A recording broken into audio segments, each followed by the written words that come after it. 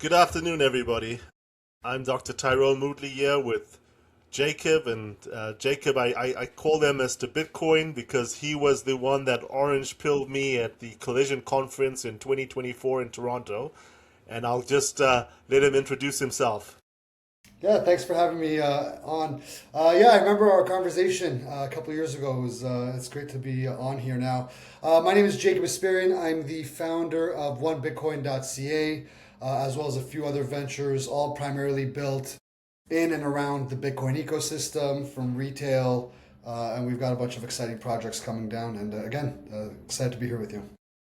Yeah, so Jacob, I just want to walk the viewers through our initial meeting. I was walking through the Collision Conference, and as you can remember, it was quite a massive event, one of the best events that I've ever been to.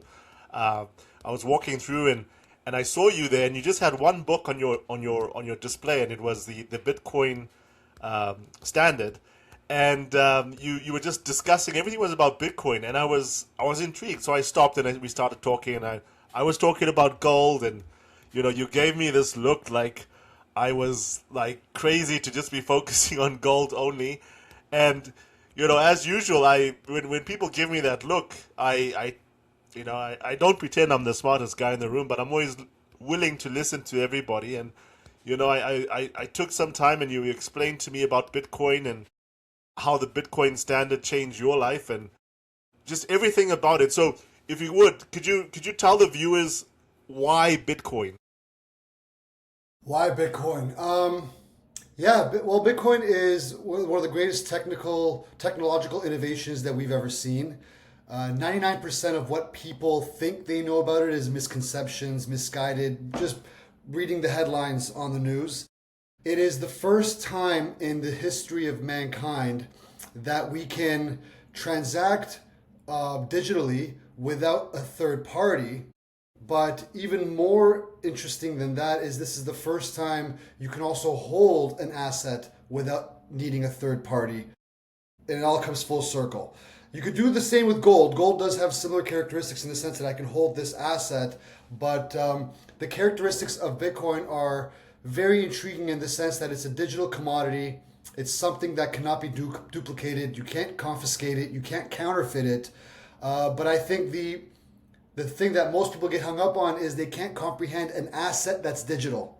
It is kind of like an oxymoron. It just seems so foreign to them, which it is a foreign concept. But that really is. It's a digital asset. It's the first time we've had something digitally that cannot be copy and pasted, and it all boils down to that, and everything else kind of builds from there. And I were you the one we were talking about it? How do you send 20 tons of gold to Mars? Like what is the most efficient way to do that? Did you tell me about that? I didn't say the Mars thing. I would have just said, how do you send an ounce of gold from me to you right now, right? If I want to transact with you, if I want to do it over, let's say we're both agreeing that we don't want to send fiat, we want to send gold to one another. Well, how do we do that, right? The third party costs and time and friction is pretty great. Whereas with Bitcoin, I could scan a QR code right now that you hold up on your screen. I can send you value. Doesn't matter where you are. And so that is, it's just lightning in a bottle with the innovation that it is. So I guess I must have heard it somewhere else. Somebody gave me this example, and they said, "How do you send 20 tons of gold to Mars?" Like if you had to physically put that on one of Mr. Elon Musk's rockets, it would take one of those big rockets, and then you would fly it up into the atmosphere, and essentially you would have to. Sorry, people just call me without even texting. It's so rude. So. Basically, you would have to send it out of the atmosphere, send it to Mars, and then land it again. And it would take, what is it, 6 months to get to Mars, and it would be super expensive. You might just end up breaking even. Um, but with Bitcoin, it's just one single transaction, and it would be the speed of light that you're sending it to Mars, and that's it done. You've sent 20 tons of gold equivalent in Bitcoin at the speed of light with one transaction. It might cost you $10, right? That's it. So it's the most efficient way to do business. And if you're looking at us at human beings as becoming this multi-species uh, civilization, what would be the most efficient currency to deal with? It would not be gold, because gold, you can't physically move gold from planet to planet, or solar system to solar system. It would have to be some type of digital currency, and that's where I feel Bitcoin it makes the most sense, right? Absolutely. Gold was great for thousands of years and, really peaked in the 19th century. But its day is done as a form of payment. So, I understand why people use it as a store of value. The characteristics is why it won as a form of money up to the 19th century. But in the digital age, in the age of AIs, they're not transacting in gold. They're transacting in Bitcoin. That's a good example there. We're talking about autonomous agents. How will they be paying each other? Will they be paying each other with gold, with Bitcoin? But definitely there will be a digital currency component there, right? Absolutely. Yeah. So, we haven't moved entirely away from gold. In fact, we just signed one of the largest deals of our life. We signed the largest artisanal gold miners in Africa. And there's a group of 300,000 miners that we're basically putting onto our ecosystem. So we're going to be doing banking, insurance, um, provenance. We're talking to an airline right now that's looking to get funded because they want to move the gold from Zimbabwe and Zambia to New York City, and we're talking about moving gold to Mars. Like, that's very difficult right now, but we can move gold from our mines to New York on our own airlines. Now, why do we choose gold? Because we feel that, yes, Bitcoin's important, but gold is equally as important, at least for today, while we're still a species living on planet Earth. Once we become multi species, multi-planetary species, then we can transition fully to Bitcoin, or any other digital currency, going forward. Yeah, I think when it comes to gold, my issue isn't with gold. I don't have any issues. I think people should focus on having some sort of scarce assets. That's the main thing that we try to get across to people. Is the age of fiat has caused a lot of irreparable damage, and it's mainly because people don't understand their monetary system. So before we can even start telling you about Bitcoin, it's just understanding, have access and exposure to hard assets. Now, when you start comparing asset to asset, obviously I'm a Bitcoin fan, and I believe Bitcoin is once going to win in a multi-decade outlook. But for now, gold's not going anywhere in the near future. I just believe over the years, the monetary premium across all scarce assets are going to compress, and it's all going to flow towards Bitcoin. Now, earlier on in our conversation, you were mentioning that you introducing a new product that's going to involve lending. Would you mind telling us about that? Yeah, well, look, Bitcoin is a pristine collateral. I've lent as my previous work. I was a real estate agent. I've done private lending against real estate, and it's a very time-consuming and arduous process. With Bitcoin, you have a collateral that all parties involved can see where it's being held. It's mark to market bid 24/7, 365. So if for whatever reason the margins get called, it can sell immediately. And so with one Bitcoin, we do help Canadians with buying and selling Bitcoin, but we're building out the ecosystem. So the next level of the ecosystem, we've got thousands of clients that say, hey, I have Bitcoin. I don't want to sell. I want to avoid a taxable event. How can I access my liquidity? And so we're bringing one of the first regulated lending platforms to the country. And that's for Canada only, or is that globally? Right now, anything I work on is Canada only. With lending, we will be looking at expanding maybe in the next 12 to 18 months, but we want to make sure that we've got a proof of concept and we can showcase just how well it works in Canada before we think about expanding anywhere else. So I mentioned to you earlier as well that we just signed on Kay Ginsberg. She created the first Bitcoin ETF on the Toronto Stock Exchange, and she's come on as our chief asset architect. She'll be building this hybrid token for us. It's a security token. It'll be Bitcoin and gold, dealing with artisanal miners in Africa, as well as investors in North America. So, we have this interesting opportunity where we control the asset in Africa, in Zambia, for example. which is, it's known as the Switzerland of Africa, democratic country, uh, like there's no political risk at all. We could actually lend by lending Bitcoin to these individuals in Zambia, for example, where they could then take that money or take that value and invest it into a productive asset, whether it's farming or, in this case, mining, and we could 10x production based on something that. Is that something that some of your investors might be looking at getting into? I think everybody has different goals and aspirations with what they're looking at doing. I can't speak for all of my I can't speak to all of my investors, but there's always going to be interest for people, especially in the ecosystem when it comes to Bitcoin and the lending, because again, it's such a nuanced and brand new burgeoning field. We're only in the top of the first inning. So Right. there's going to be people that are saying, hey, I'm interested in Bitcoin. Now, you're not going to just only be involved in Bitcoin. You're going to be involved in other aspects, but you're going to be probably connected to the ecosystem that's still connected to Bitcoin. I would rather invest in a gold mine that's connected to Bitcoin than a gold mine that's not, connected to Bitcoin, because Bitcoin is one of the fastest growing technologies. So I think there's going to be a huge market. It's already a big market as it is, and it's only going to grow as more people onboard to Bitcoin and then get interested in being in Bitcoin adjacent businesses. So like for corporations, you might want to buy stocks with corporations that have Bitcoin exposure. It's like, well, why would I buy stocks with a company that doesn't have any Bitcoin? I'd rather focus on a company that has Bitcoin on the balance sheet. So we are still so very early. I think even if it doesn't exist now, people might be interested in something that's existing in the next 6 months, in a year, and beyond that. Well, this is the product that I'm telling you about. We're thinking about, as I mentioned, it's a hybrid Bitcoin gold token that utilizes the Bitcoin and physical gold, because we're going to be storing the physical gold in New York at our investment bankers' vaults in New York. So you're going to have physical gold with Bitcoin funding productive assets around the world, not just in Africa, but our partners have 15 mines in Asia, Africa, and Latin America. So this is an incredible opportunity to get in at the ground floor. Right.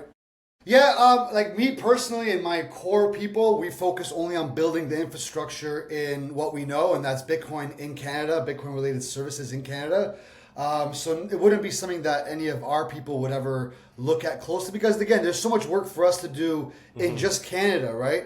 But it's definitely would be something that I'm sure other people in other facets and other focuses might be interested in. But we just stick to what we know, and that is Bitcoin only products in Canada.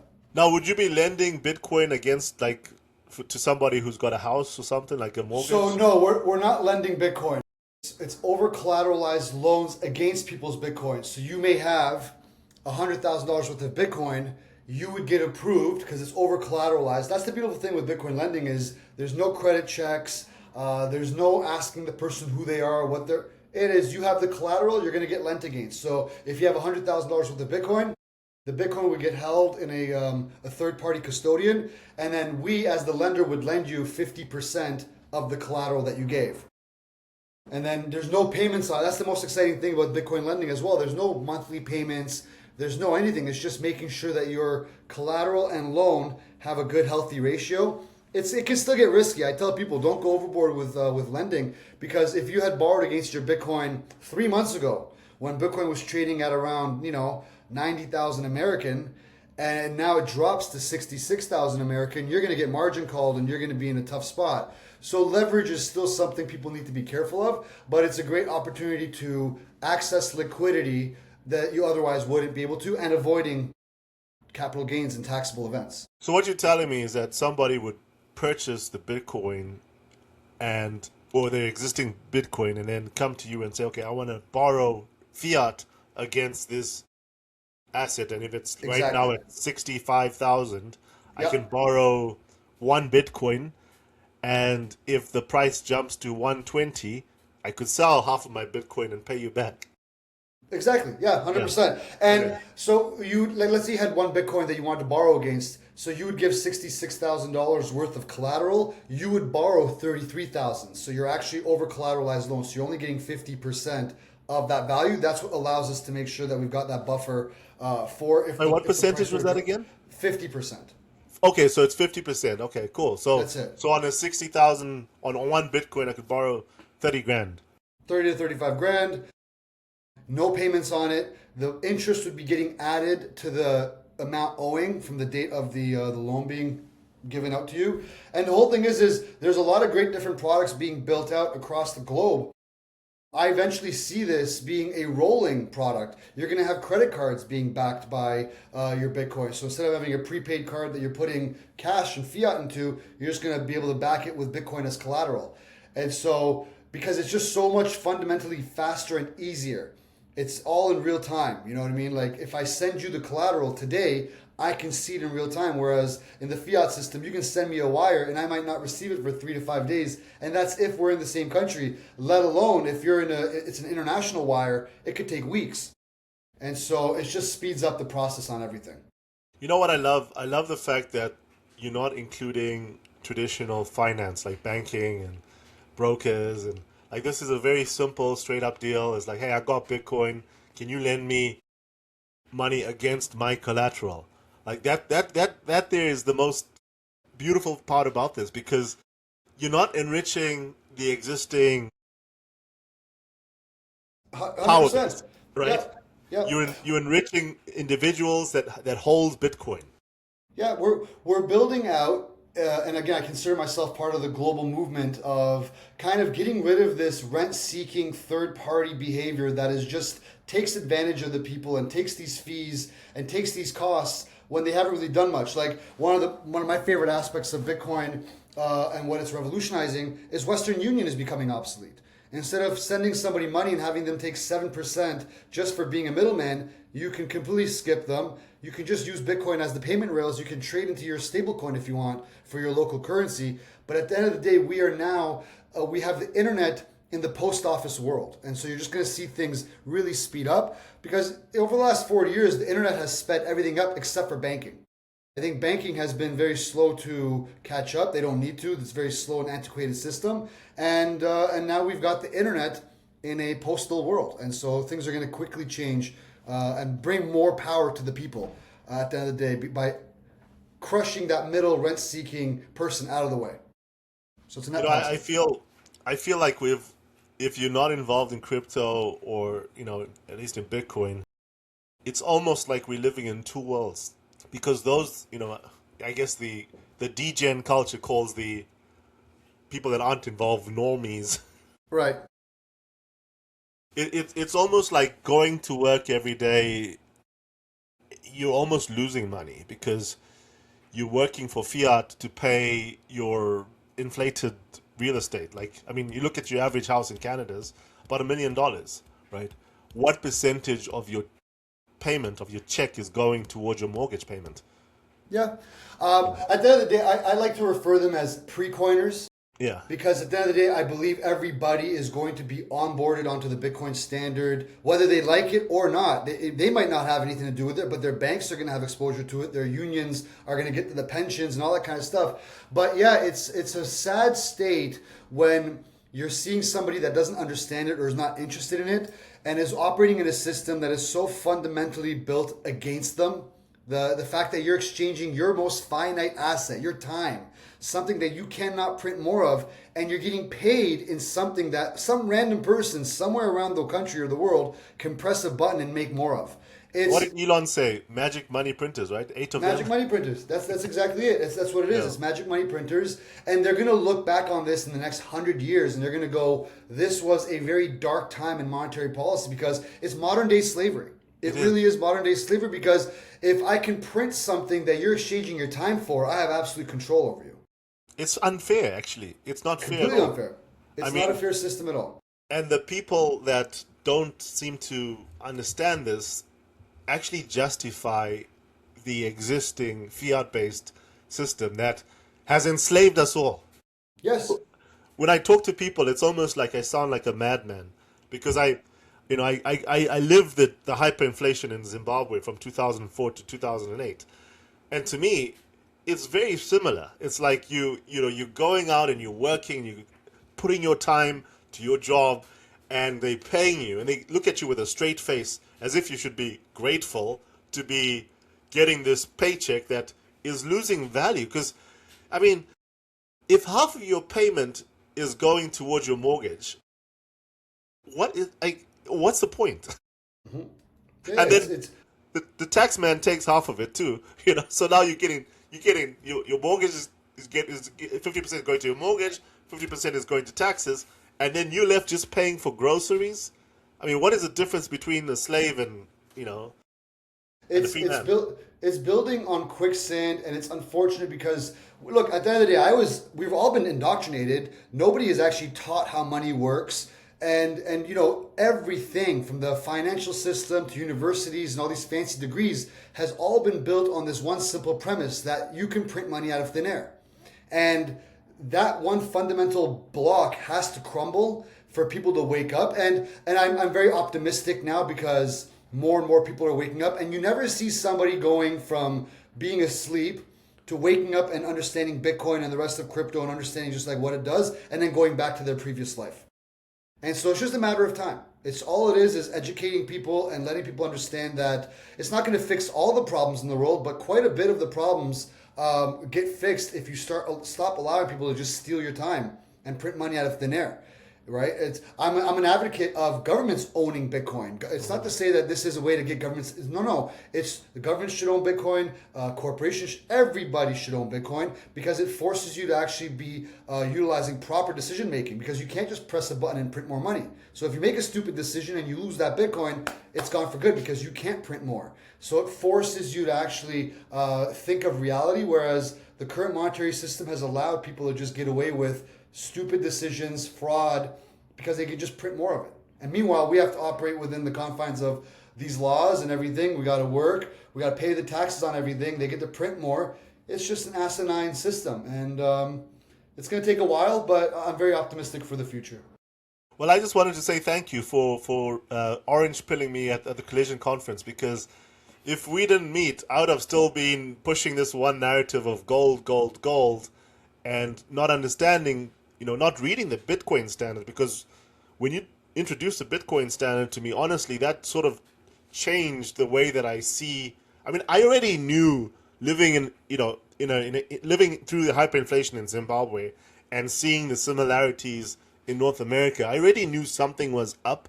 I already knew that, debt is a bad thing, but having it explained, from, Saifuddin Namus, that's his name, right? The author. Yes.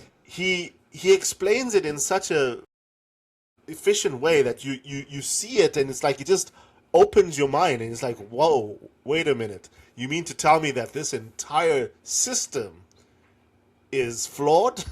The whole Keynesian economics might not actually be the right way to do things? Maybe the entire educational system is indoctrinating us to believe and to keep pushing this narrative of central banking and, magic money printers when the foundation is actually flawed?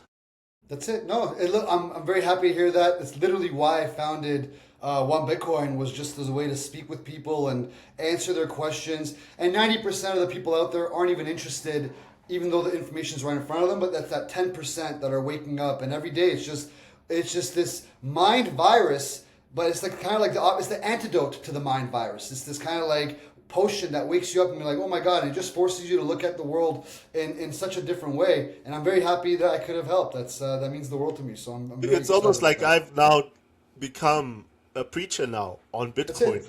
Yeah. Because I go around and it's like I swear people think I'm a madman because I'm like, Yeah. Bitcoin.